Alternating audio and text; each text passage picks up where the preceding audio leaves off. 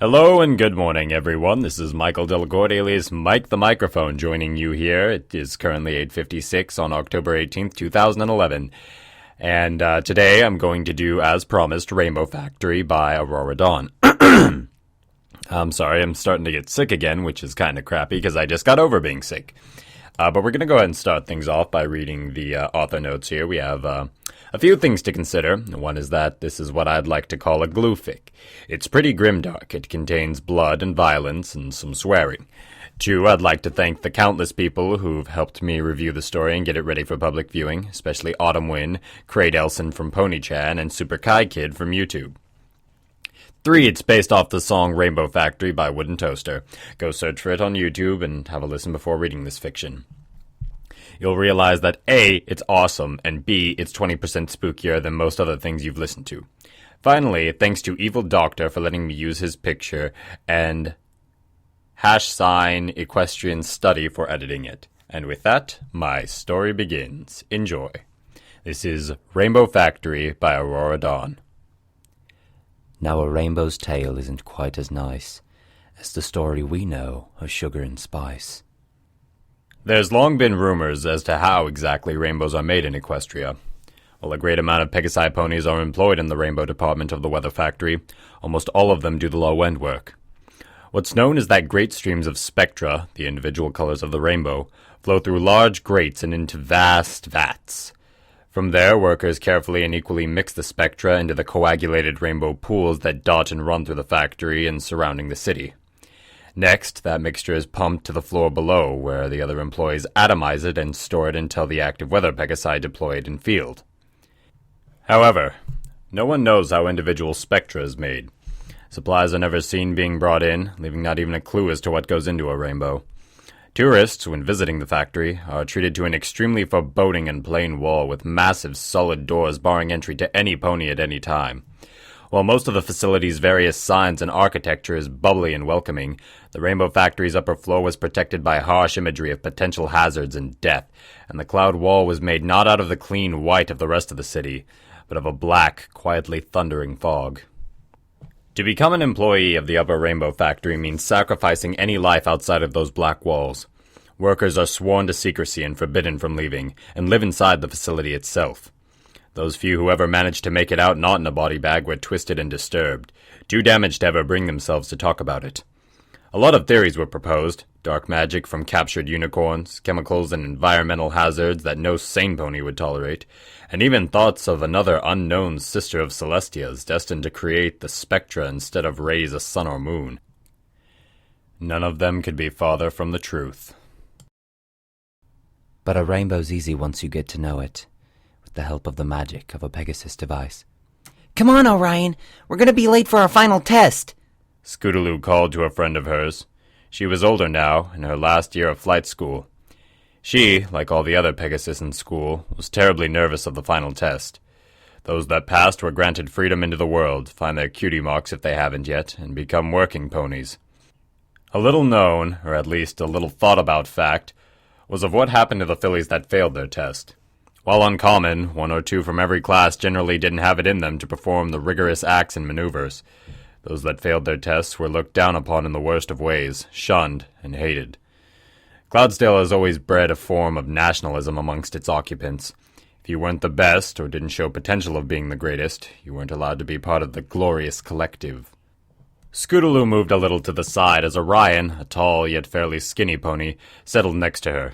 He fluffed his light brown feathers and gave a worried attempt at a smile as he stared around where he sat. They were sitting in the large open waiting room overlooking the Colosseum, with all the other graduating Pegasi. Just visible in the distance was the factory. Orion glanced at it and gulped. What's the matter, Orion? You afraid of getting a dead-end job on the snow line? Orion chuckled a bit, then closed his eyes and sighed. No, it's just... I don't know. I don't think I can do this. What if I fail? What if I don't fail, but do just bad enough to still be disliked by everyone? I don't know if I can take being deported. Where do we even go anyways? Scootaloo gave Orion a friendly punch. No one knows, you dolt. And we're not going to fail. Everyone here is going to be fine. I know I will pass at least. She laughed. Thanks to the tips from Rainbow Dash, I'm sure I'll be fine. Oh yeah, sure, that reassures me. That's actually just as, if not more reassuring than that psychopathic hate every pony here seems to love to spread. Quit panicking, Scaredy Wings. Scootaloo replied. The only one here I think who might fail is that yellow pony with the dark green mane. She's the one who was out sick for that month, you know. Oh yeah, Orion remembered as he craned his head in the other pony's direction. The one who'd had that bad case of hoof and wing. She looks pretty confident, though. I suppose we'll see. Scootaloo trailed, turning to look at the factory herself. It gave her chills, not of fear, but pride. I hope I get some cool active weather job. Can you imagine? Everyone in Ponyville or Philadelphia staring up at me going, "There goes Scootaloo! Such an amazing flyer! And from Cloudsdale, there can be no doubt!" She smiled in excitement, forgetting her tension for the moment. That would be awesome, I'll admit. Mind you, just coming from Cloudsdale, who wouldn't be in awe? Exactly. Praise the flock. Praise the flock. All right, places, every pony. A massive buff Pegasus walked toward the entrance to the Colosseum. We're going to do this by name. Your educators are on the east side of the field. Do not, I repeat, do not fly too far west. If they lose sight of you for any reason, you will be failed immediately. Take deep breaths, stretch your wings one last time. The test will consist of 3 sections: weather clearing, agility, and finally recovery. Clear the clouds, fly through the hoops, and then fly to the marked elevation. Close your wings for the last 3 seconds. Any less and you'll fail, but keep in mind that there's no extra points for extra seconds. Finally, recover before you hit the cloud floor. Understood? Any questions? The instructor paused and carefully glanced at every single pony in the room. Everyone's eyes were completely focused on him, and none were creased with confusion. All right, Aurora Dawn, you're up first. Clear, fly, fall, complete. The yellow pony nodded and walked quickly up the starting ramp with purpose. She stared at the watching judges, waited for a nod from all 3, and then took off with a powerful force. The ramp bounced slightly from the force of the takeoff. Every pony watched as Aurora quickly reached the starting altitude and then began a direct and purposeful attack on the positioned clouds. With expert timing and intelligent angles, the sky was soon empty of any moisture. Scootaloo and Orion watched with open mouths as they watched the first testee pull fast and tight turns, expertly shooting dead center through each and every hoop.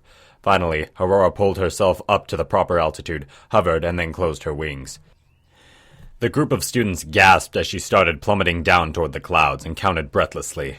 1, 2, 3. They sighed as they watched her wings open in the correct amount of time, collectively holding that relief.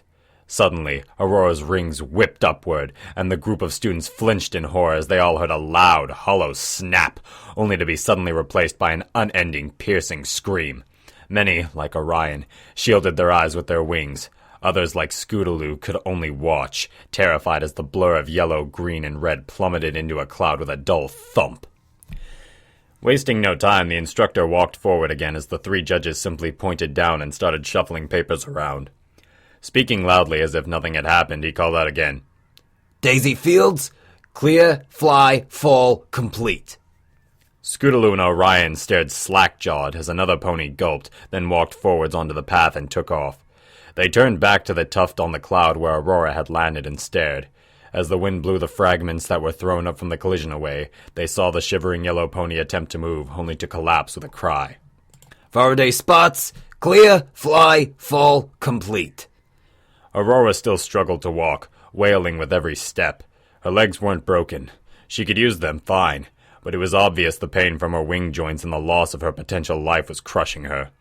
Scootaloo felt Orion shuffle uneasily, tears welling in his eyes as a frown formed on his face. Holiday shine, clear, fly, fall, complete. No one's coming to help her.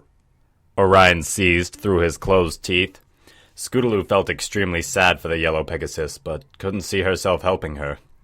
She would be failed herself and sent away, far away from Cloudsdale and any other familiar place on Equestria, to a place where she and any other failed students could never stain Cloudsdale's reputation. It was a terrible shame, but Scootaloo couldn't fail herself. She couldn't fail her friends, and she definitely couldn't fail Rainbow Dash. Not after the care and help she had given her, Scootaloo's whole life. Scootaloo blinked the tears from her eyes and forced herself to watch the competing students. One after another they took off, successfully passed the test, and flew to the east gate under the judge's spot in the stands. That's all Scootaloo focused on. Pass the test, fly to the gate, live a happy life. Orion Solstice. Clear, fly, fall, complete. No. What? The instructor took a step back, one leg left raised in the air. You can't just refuse your flight test. Get out there before you piss the judges off. No. Don't even pretend like you care about my future if you don't care about hers. Orion defied, unsure about himself. You say you want me to get a good life, and yet you let those that fail suffer unbearable pain. Get the fuck onto the field before I fail you myself. The instructor shouted menacingly. Fine. Orion spoke sharply before walking onto the ramp. He stared at the judges, waited for the individual nods, and the second they came to, he took off. However, long before the starting altitude, he turned sharply and landed gently next to Aurora. She turned and looked at him, blood running down her forehead and sides, and tears streamed down her face. What are you doing? No, you'll fail like me. You'll be exiled. I'd rather be exiled from a place that treats ponies like this than live my life while others don't live theirs. Aurora smiled, happiness briefly replacing her sadness in her blackened, puffy eyes, until she stumbled again and intense pain flashed across her body. Orion leaned in close, using his wing to brace the yellow pony against himself. He stared up at the judges, beaming hate with his vision. They stared down, unaffected, and simply pointed down before looking back toward the ramp for the next contestant. Scootaloo stood shocked, hardly hearing her name called. She moved numbly up to the ramp, never taking her eyes off her friend and the pony he sacrificed himself to help. After a brief moment, she shook her head, recovered her thoughts, and looked at the judges. Thoughts passed through her head as she watched them all nod. And this is where I'm going to cut for part one. I have to go, I'm going to go visit my mother right now. We're going to hang out, we're going to finish up Big Brother, and then I'm going to show her what I've been doing with my life. Oh god, the disappointment. Anyways, I'll be bringing my microphone with me, and I'll hopefully be able to download Audacity onto a computer so we can do a couple of recordings, because my mother can sing, you'll love it. Anyways, this is part one, I'll put up part two later. I love you guys, bye-bye.